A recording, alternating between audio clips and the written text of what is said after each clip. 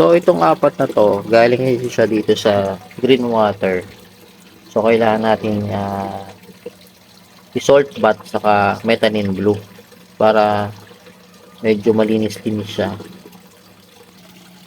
Ito iniwalay ko muna, lagyan natin siya ng asin.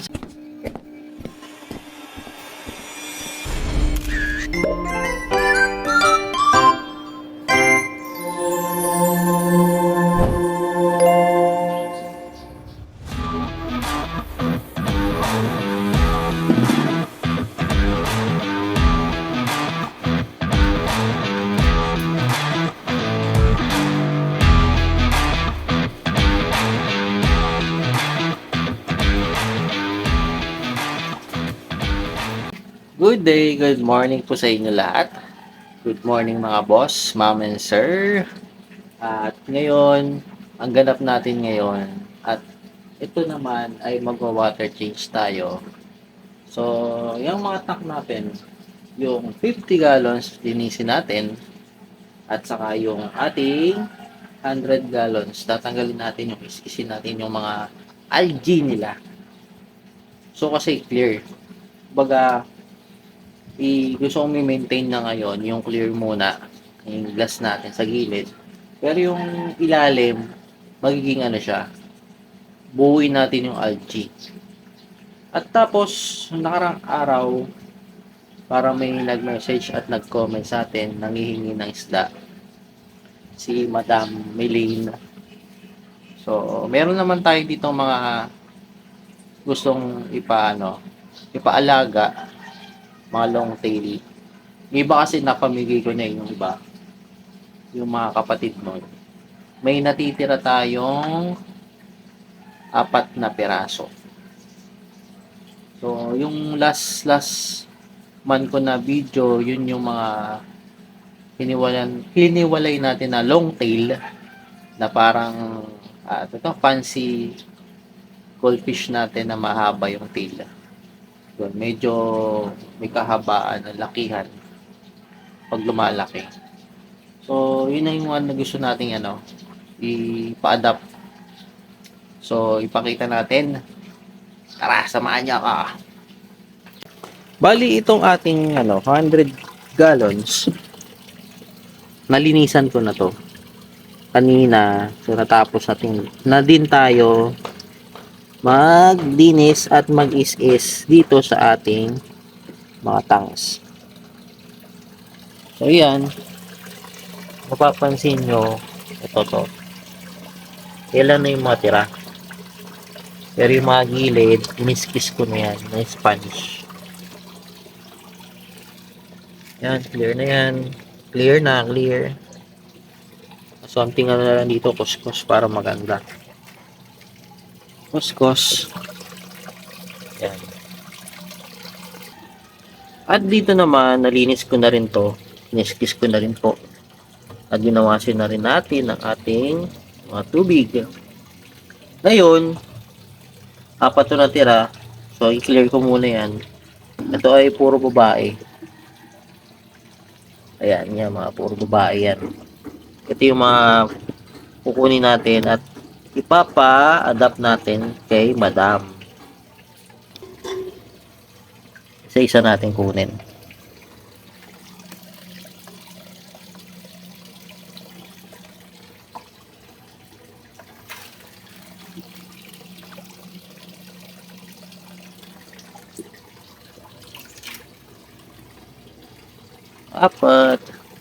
Apat sila, apat.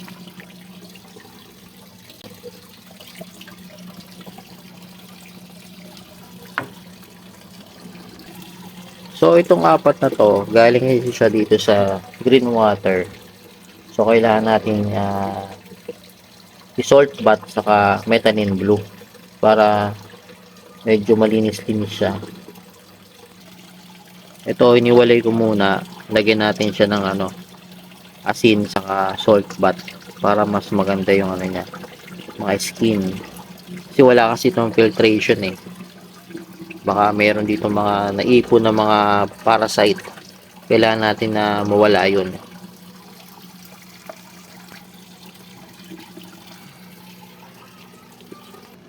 So, ganito, kumuha lang tayo ng ating asin. Budbud lang natin dyan.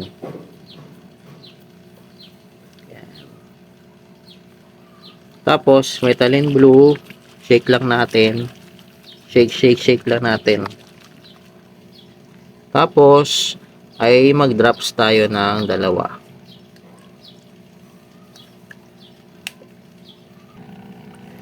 At ngayon, kumuha kayo ng aeration, oxygen niya.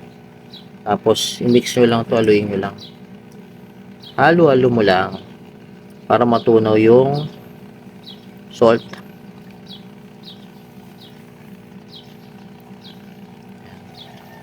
At pabayaan nyo lang to. Ito yung ginagawa ko lagi. Ina-quarantine ko sila para ilang araw. Para pag halimbawa, isi-ship siya or gusto ng kunin, may alat siya siguro mga isang araw, 3 araw na hindi papakainin.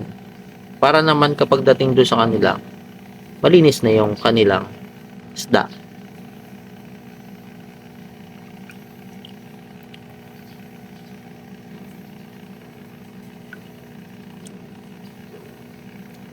Liksi. Siguro hanggang mamaya na to. Tapos magpapalit tayo. Water change natin to ulit. Itong ating tub. Palitan natin ng tubig ulit. Ganun lang, everyday lang. Para mas maganda yung ano niya.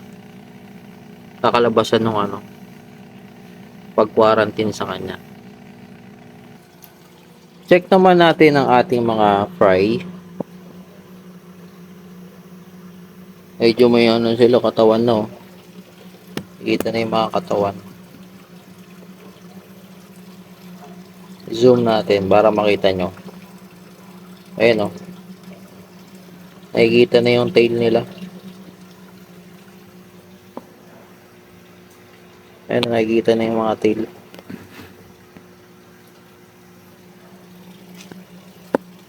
Mamaya magpapakain tayo ng BBS. Pwede na yung hatching natin. Sa kabila. Check rin natin yung kabilang tuck natin sa baba.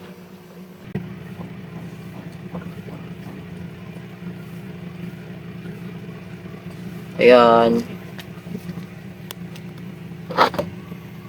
Zoom natin para makita nyo.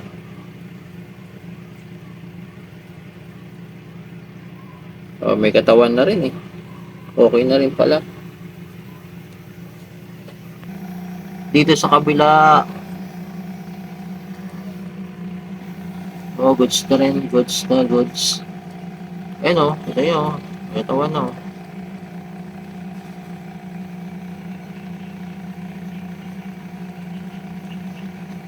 Okay pala. May katawan na pala sila.